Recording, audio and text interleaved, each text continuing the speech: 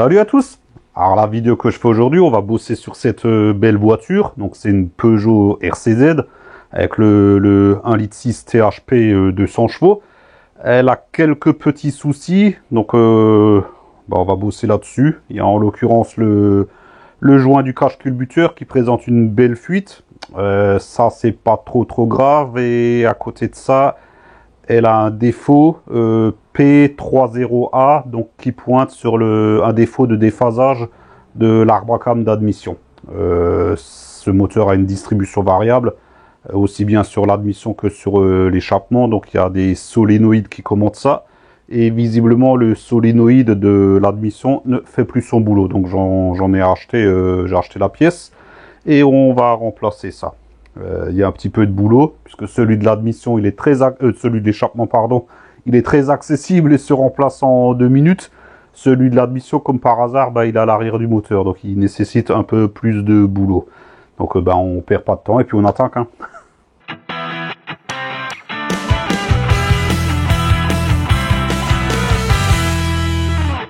Voilà donc comment se présente le moteur quand on le regarde en face. Donc le cache culbuteur est juste au-dessus, hein, donc pas de truc bien sorcier. Il tient avec des vis qui font tout le tour, donc faudra supprimer cette petite tôle, faudra enlever la durite là, le conduit d'admission ici, faudra bien sûr déposer les antiparasites. Et à l'arrière, je pense qu'on devrait y arriver sans déposer la boîte à air. Ça, c'est pour le cache culbuteur. Par contre, tiens, je peux vous montrer, il a déjà une petite fuite là sur le côté. Et puis là, on le voit carrément à l'arrière.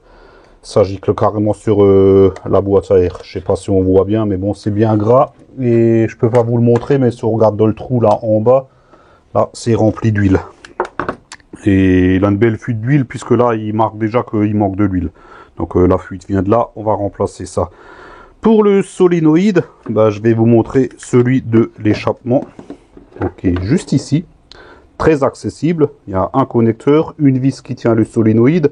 Et on a exactement le même, là derrière, en bas, dans le trou à l'arrière du moteur. Donc je pense qu'une fois que le couvre-culasse sera enlevé, on aura aussi un meilleur accès au solénoïde. Donc là, dans un premier temps, on va déjà commencer par enlever tout ce qui est durite, conduit d'admission, faire un petit peu de propre, déboîter les connecteurs là. C'est très simple, il suffit juste de lever là, ça le déboîte tout seul. Hop, voilà. On va faire ça et ensuite on y verra plus clair. Je prends quelques outils et puis on attaque. Bon, on va commencer par le conduit d'admission. Donc juste un collier ici, une vis là. Par contre, j'ai regardé, il plonge à l'arrière en bas. Je ne suis même pas sûr qu'on arrivera à l'enlever entièrement. Mais bon, si on arrive à le décaler, ça sera déjà pas mal. Puisque j'ai vu que en bas derrière, il y avait une espèce de manchon souple. Hop. Voilà, ça c'est fait. Ensuite, on a une vis de 10 ici sur le côté.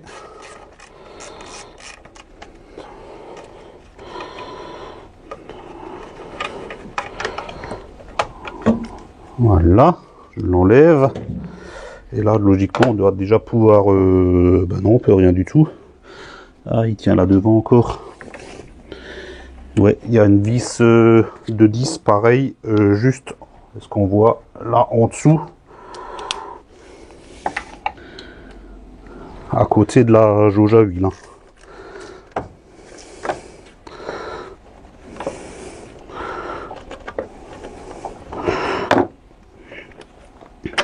Voilà.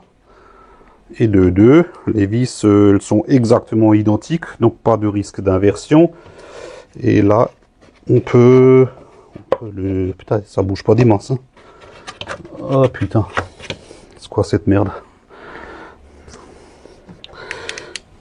Putain, il y a un truc souple derrière. Je pensais qu'on pouvait le décaler, mais... Ah, c'est accroché avec ça. Je vais défaire ça aussi, du coup. Est-ce qu'on le voit, ça? Je vous montre. Voilà, cette partie-là, en fait, je sais pas ce que c'est. Pourquoi il y a un U ici, ça rentre pareil dans le conduit d'admission. Donc je vais enlever ces deux vis là. On va voir ce qu'on peut faire. Voilà.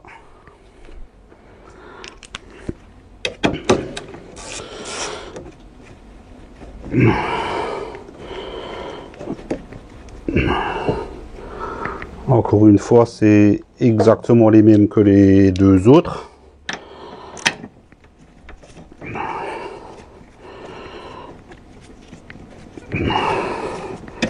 Oh, et celle-là, elle vient pas. Ah, parce qu'il y a un écrou en dessous. Il y a un écrou en dessous. Donc c'est du 10 au-dessus. La logique voudrait que ce soit du 10 en dessous. Est-ce qu'il n'y a pas un écrou là en dessous aussi? Non, mais là, il a l'air soudé. Bon, on verra bien s'il finit par se casser la gueule ou pas.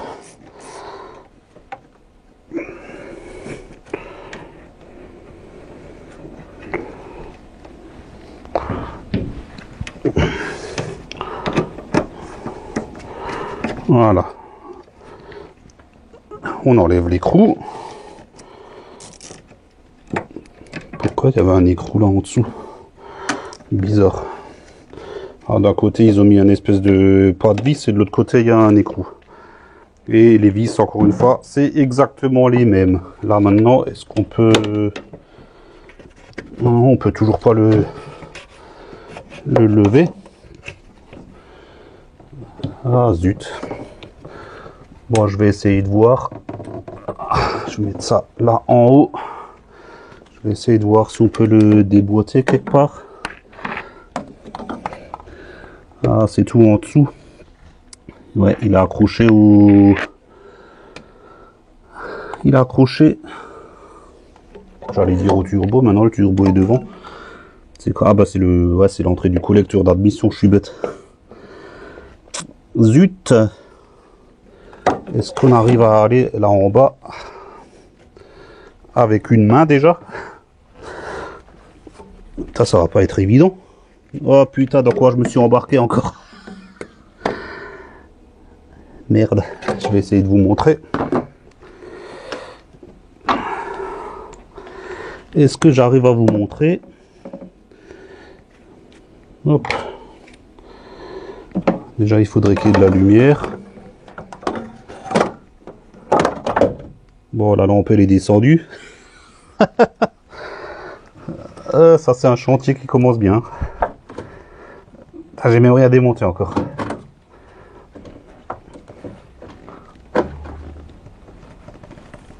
Allez!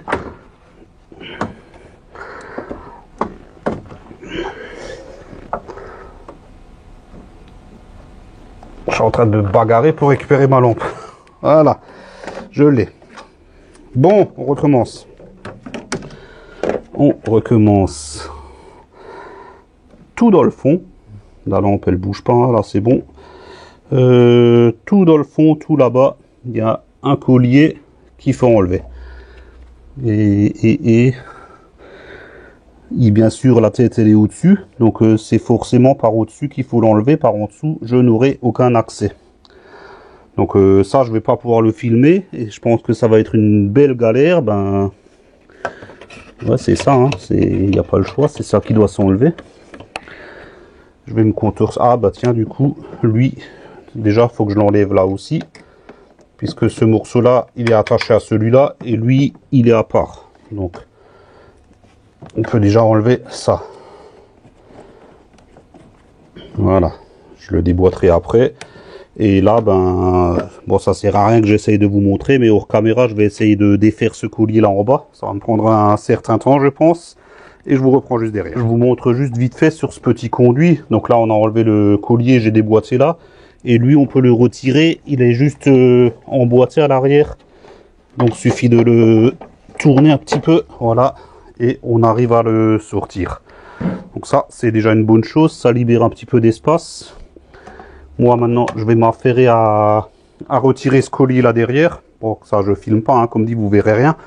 Et je vous reprends juste derrière. Bon, me voilà de retour. Donc j'ai réussi à enlever la petite vis en dessous. Donc à l'aide de mon cliquet douille de 7. Et là, ce genre de cliquet donc qui est vraiment très pratique. Pour ce genre de situation, je l'ai déjà déboîté. Donc on va le sortir tout doucement. Faut juste faire attention puisque voilà, déjà là il y a un connecteur ici.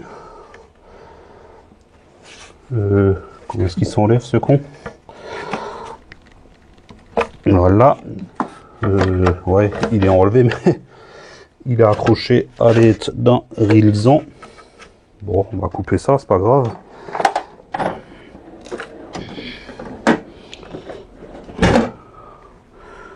C'est pas un truc qu'on peut ouvrir par hasard. Non. Est-ce qu'on a... Non, ouais, on peut le dégrafer. C'est bon, pas besoin de le couper, on peut le dégrafer. C'est juste clipper dessus. J'ai vu qu'il y avait un boîtier à l'arrière, donc possible qu'il y ait encore un autre connecteur.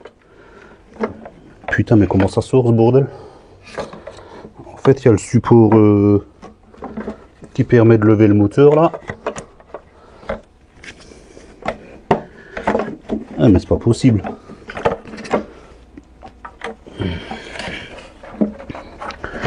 C'est pas possible.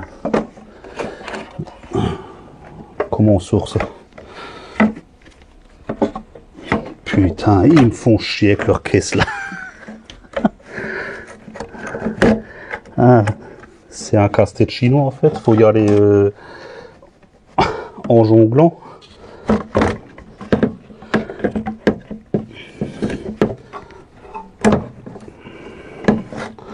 Et ben, donc à bien noter, il est sorti comme ça. Donc faudra le rentrer comme ça de nouveau. Ben dis donc. Allez hop, on met ça de côté. Et là maintenant on a déjà un meilleur accès.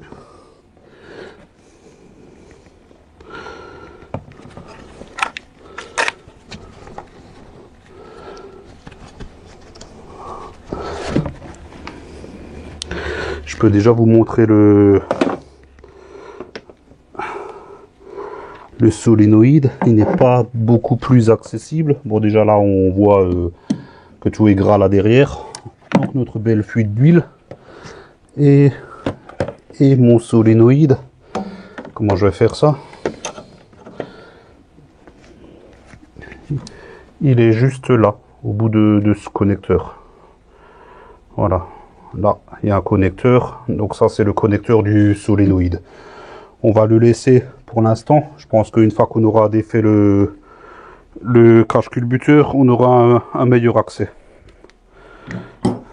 Bon, on continue. On va relever cette petite tôle. Là, c'est du Torx. J'ai même pas fait gaffe. 30. Torx 30. Ça, c'est rien. C'est juste une petite tôle d'ornement. Mais cette tôle cache les vis du couvre-culosse, cache-culbuteur. Donc, il faut la retirer. Voilà. Pareil, je mets ça de côté. Ensuite, maintenant on a accès à nos vis là, ça commence à devenir concret. On va virer la durite là.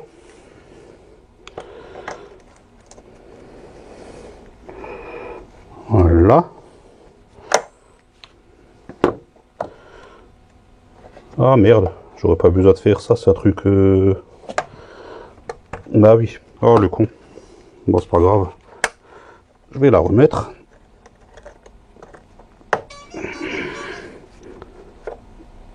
Voilà. Et du coup, bah il y a les machins à presser là. Mais merde, je l'avais enlevé à l'instant. Voilà. Et là, on peut la déboîter. Je vais peut-être déboîter ici aussi. Ça me permettra d'avoir un petit peu de mou, histoire de mettre ça sur le côté. Si je retrouve mon tournevis, il est là. Parce qu'il y a un collier ici aussi, mais il est à l'envers. Donc je vais juste déboîter à la sortie du turbo là.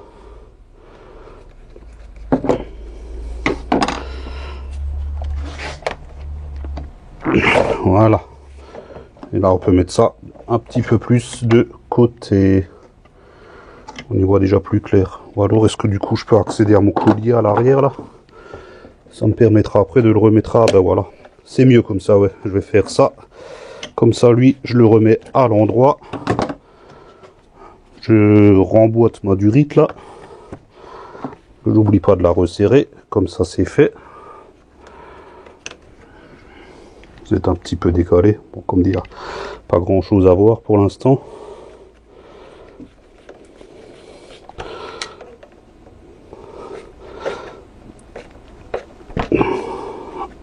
Voilà, ça on resserre et du coup on enlève ça. Voilà. Comme ça ne nous embêtera plus non plus. On retourne de ce côté, on va défaire un petit peu tout ce qui est câblage ici. Donc là le connecteur ici, hop, il est juste emboîté. C'est la sonde lambda. Pareil ici, c'est juste emboîté. Ça descend là en bas, je ne sais pas du tout où c'est que ça va, on s'en fout. Ensuite, il y en a un ici. C'est pareil, ça c'est le connecteur du solénoïde, donc de l'échappement. Il y a un petit clip là. Si je pouvais l'enlever, ça m'éviterait de couper le rilsan. Allez. Voilà, parfait. Ensuite, ici à l'arrière, ici, pareil. Donc, tout ça, c'est sur le cache culbuteur, hein. Donc, de toute façon, il faut l'enlever. Sinon, on ne pourra pas enlever le cache culbu. Et là, on est bon niveau connectique. Donc, de ce côté-là, tout est bon. Peut-être même déboîter lui, là. Si je trouve comment on fait. Tiens, ça me permettra aussi de comprendre, puisqu'à l'arrière, je devrais le faire à l'aveuglette. Voilà. Ça nous laisse plus de place. Et maintenant, on peut déjà défaire les connectiques des bougies. Donc, comme je vous l'ai montré tout à l'heure, juste à lever. Voilà. Ça, c'est pareil. C'est fixé sur le cache culbu. Je sais pas comment. Je ne sais pas comment. Hop, déboîte-toi, toi.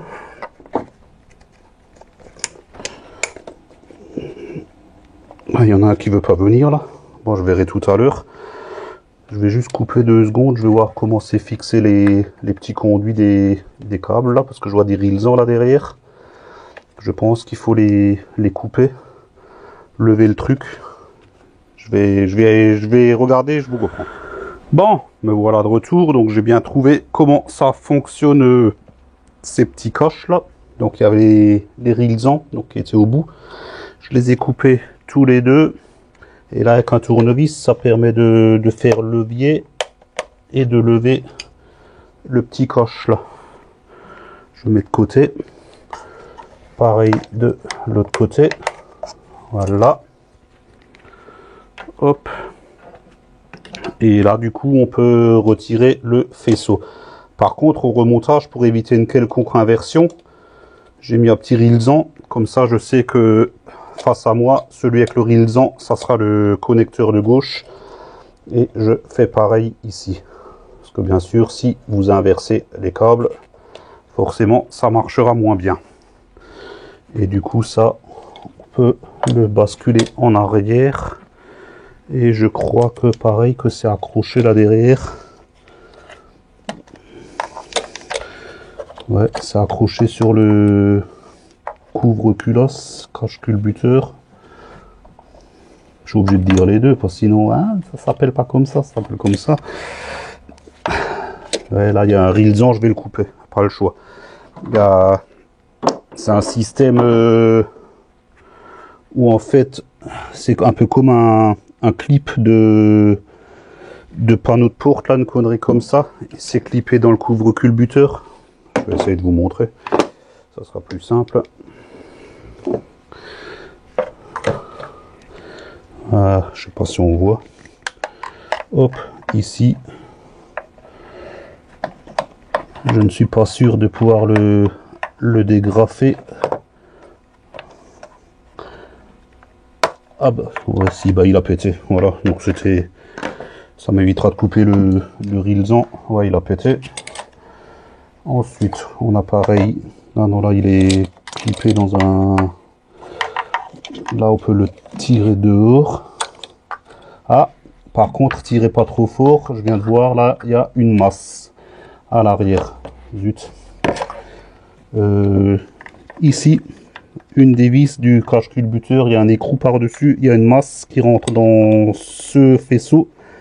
Donc on tire pas, il faut d'abord enlever la petite vis là. On va faire ça. Je vous laisse là, hein, parce que de toute façon, si je vous fous là derrière, vous verrez pas grand chose. Et je pense que ça doit être du 8 à vue d'œil.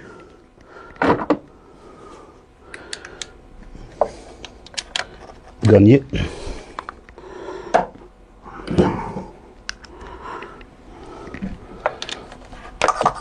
Voilà. Donc, pas serrer fort. Et pour le... Bien sûr, c'est une vis spéciale. Merde. Bah, il est parti où mon écrou maintenant?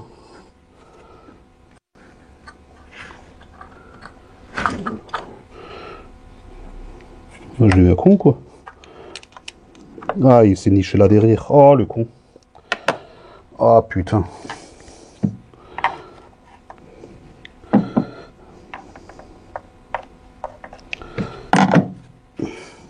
Zut.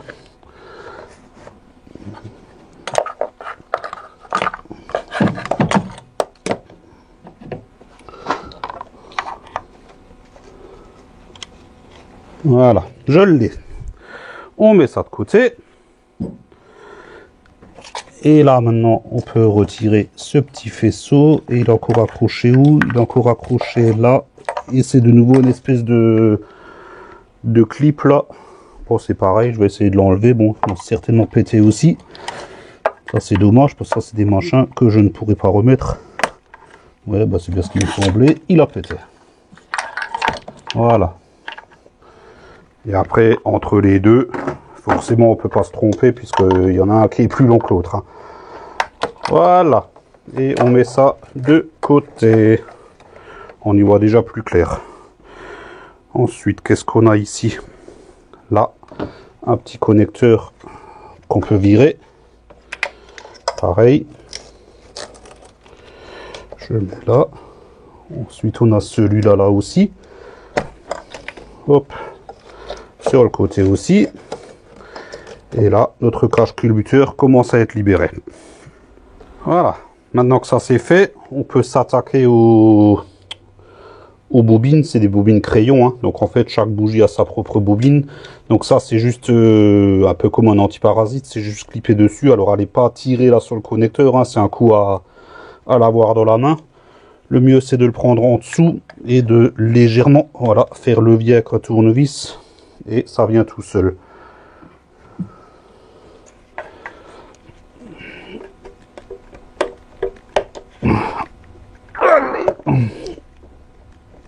Oh putain, bien ça vient tout seul. En fait, il y en a un qui est venu tout seul. Bah merde.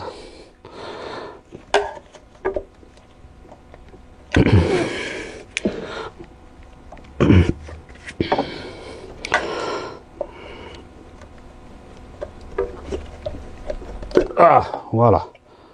Ah, ils ont pas la même couleur les deux. Hop, donc je suppose qu'il y en a une qui a déjà dû être remplacée.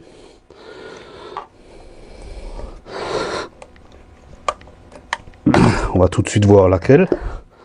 Donc ça serait la première, puisque celle-là, elle a la même couleur aussi que celle d'à côté. Et la petite dernière.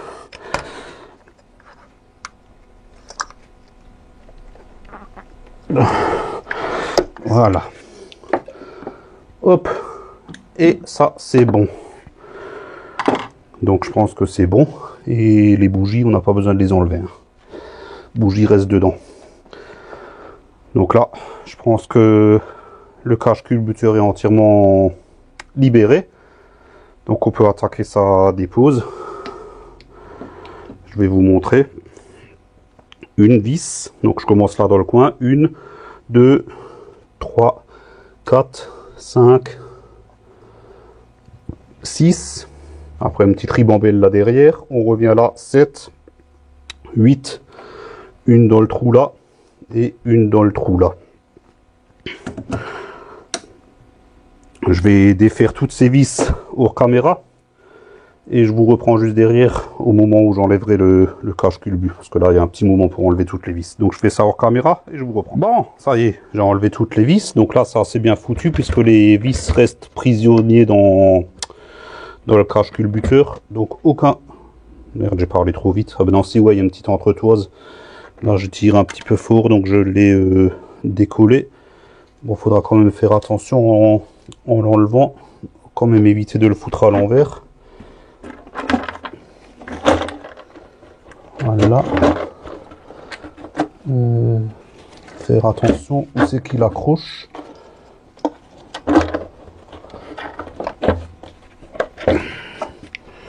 Ouais. Donc il accroche ici au niveau du support des conduits de carburant. Donc est-ce qu'on peut le lever ici et le tirer un petit peu vers là? Ah, en fait, ouais, j'ai un faisceau qui est encore accroché là derrière. Je viens juste de voir. Et mon compresseur qui s'est mis en branle.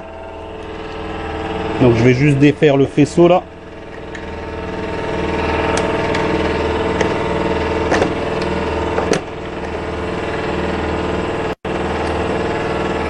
Voilà, ça c'est fait. Et là, logiquement, je devrais pouvoir le lever. J'espère qu'on m'entend.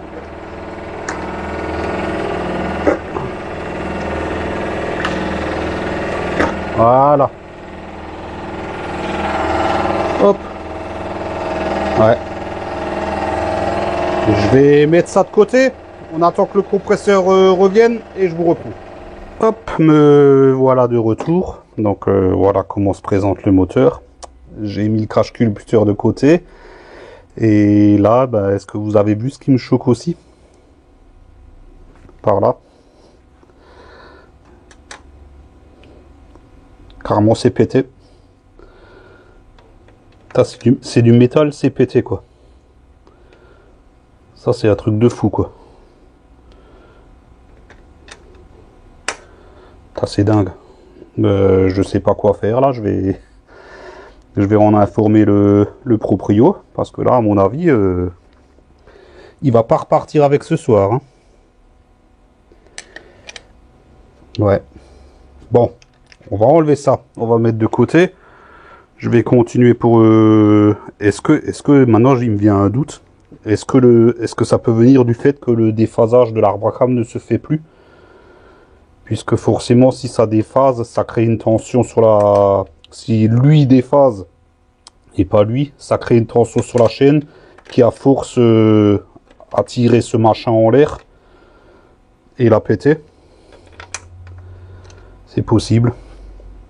C'est possible. Enfin, c'est comme dit, c'est du métal. Hein. C'est cassé net. Hein. Ça, c'est bizarre, ça. Bon, ça va, c'est très accessible. Ça tient avec 2 vis. Je ne pense pas que... Ouais, ça doit se changer très facilement sans toucher à la distribution pour autant. Ouais, je vais mettre ça de côté. On va déjà s'affairer sur notre solénoïde là derrière. Et puis ensuite on avisera. Bon, je vais m'attaquer à la dépose du solénoïde. Hop, je vais déjà vous montrer comment se présente la bête. Voilà, donc il y a juste un connecteur à enlever. Donc là on l'avait vu ici comment l'enlever, c'est exactement pareil derrière. Je peux pas vous montrer, c'est tout au fond hein. Et il tient avec une vis. Elle est difficilement accessible parce que bien sûr il y a un chemin de câble qui passe juste au dessus, qui est clippé sur la culasse ou je ne sais trop où, que j'arrive pas à décaler. Donc ça sera tout à l'aveuglette, donc impossible à filmer. J'ai regardé ici, sur celle-ci c'est une vis en Torx 30, donc je suppose qu'à l'arrière ça doit être pareil. Donc je vais déjà m'affairer à dévisser ça. Je vais vous laisser là 2 secondes, peut-être que j'arrive à tomber dessus du premier coup, et puis ma foi si j'arrive pas, ben je m'affairerai à faire ça hors caméra. Ça c'est un truc de malade quoi, je sais même pas comment l'enlever c'est une chose, mais après la remettre, je sais même pas comment je vais faire ça.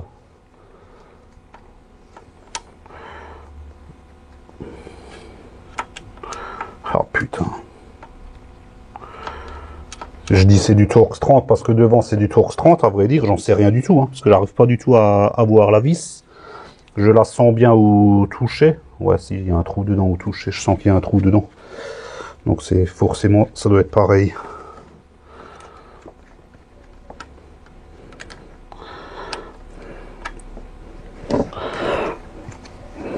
Putain.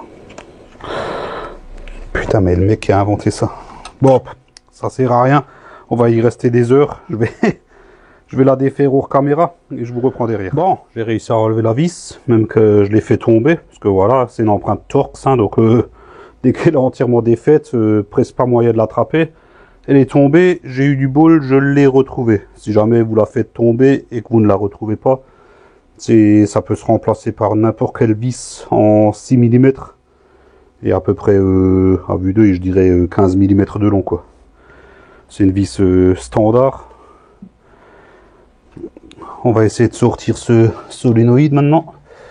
Il doit être accroché par le joint encore. Il faut juste que je fasse attention au sens. Voilà. Donc c'est la patte, elle était vers le bas.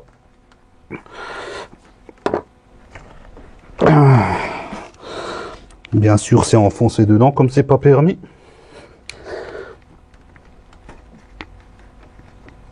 Oh putain. Putain, mais il y a tout qui fait chier là-dessus.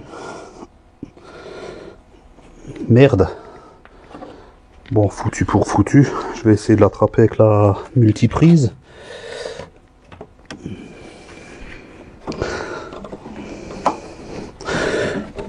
Sur le cours, hein, pas sur le connecteur, bien sûr. Le but du jeu, c'est quand même pas de le péter. Si jamais j'arrive pas à le sortir, que je puisse au moins le laisser dedans. Putain. En fait, ça glisse. Ça glisse. Ça glisse et il n'y a aucune prise. Ah merde. Bon, on va essayer sans les gants.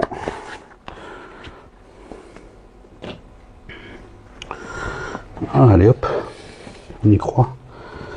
Encouragez-moi.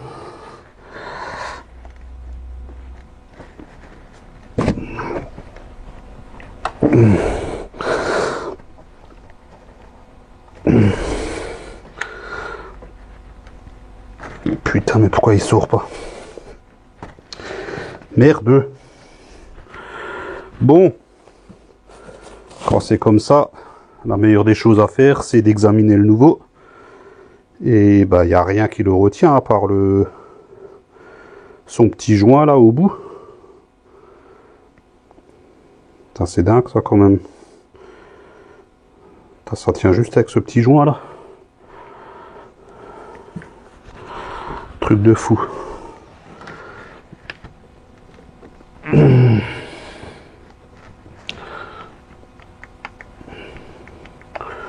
Je peux le tourner sur lui-même légèrement. Bon, je pense qu'il doit être... ça doit être la patte d'attache qui m'empêche de tourner plus. C'est dingue quand même.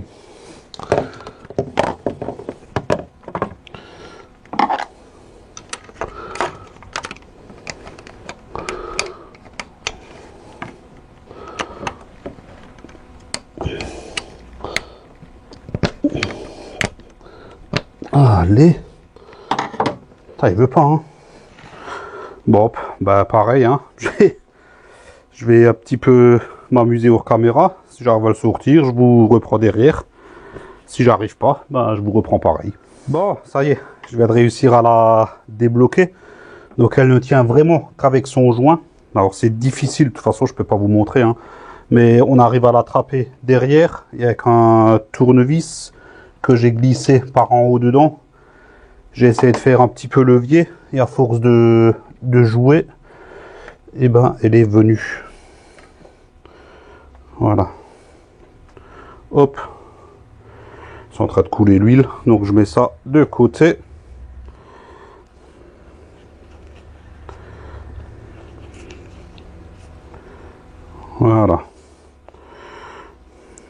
J'en ai plein les doigts maintenant. C'est pas cool. Un chiffon là-bas. Bon, de toute façon, il va me falloir un maximum de dextérité pour remettre la petite vis là, sans la faire tomber. Ça va bien me plaire. Donc, je vais continuer juste un petit peu sans gants le temps de le remettre. Donc, le neuf, bien sûr, on lubrifie le joint. Bah tiens, je prends l'huile qui traîne là en bas dedans. Voilà. Hop. Le joint est lubrifié.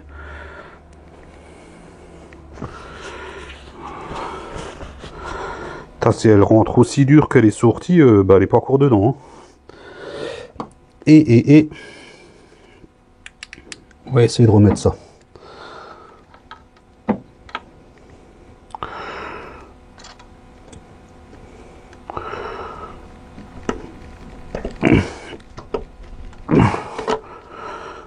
Voilà.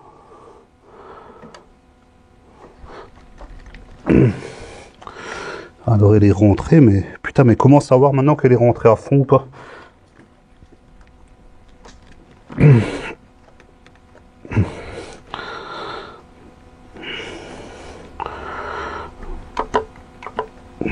Putain. Et merde, comment je vais faire ça moi?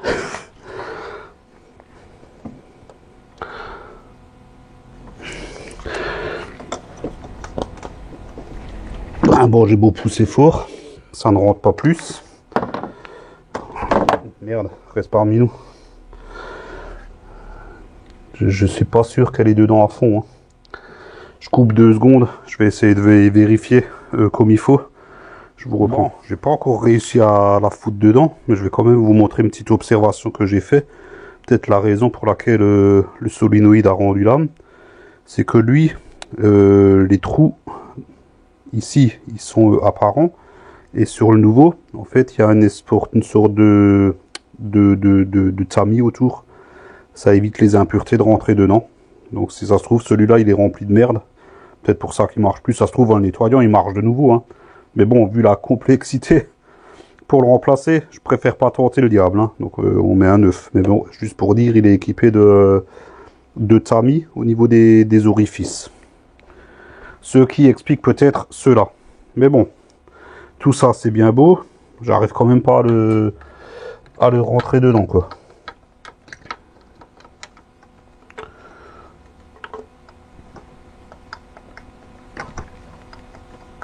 Oh ben merde. Oh ben ça y est, il y...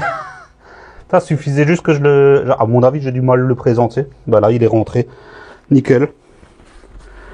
Oh putain, cool. Ah oui, parce que je le sentais, parce qu'avant, je ne pouvais le tourner qu'un petit peu, puisque... Hop, je vais essayer de vous montrer. C'est difficile à expliquer quand on peut pas montrer. Il se présente comme ça, et je pouvais le tourner qu'un petit peu, parce que la pâte ici, elle butait de part et d'autre au niveau de son support. Et là, avant, quand je l'ai mis, j'arrivais à le tourner quasiment un quart de tour. Je me suis dit, tant que j'arrive à le tourner, c'est qu'il n'est pas en place. Et là, bizarrement, je l'ai rentré. Et là, il ne tourne plus. Il fait comme avant, juste un tout petit peu à gauche, un tout petit peu à droite. Bon. Maintenant, le plus dur, ça va être de remettre cette vis. Ça va me plaire aussi. Je sais même pas qu'est-ce que j'ai fait. Ah oui. Ah, si je pouvais trouver quelque chose pour qu'il reste coincé dans l'embout. Ça serait pas mal. Mais quoi? Comment?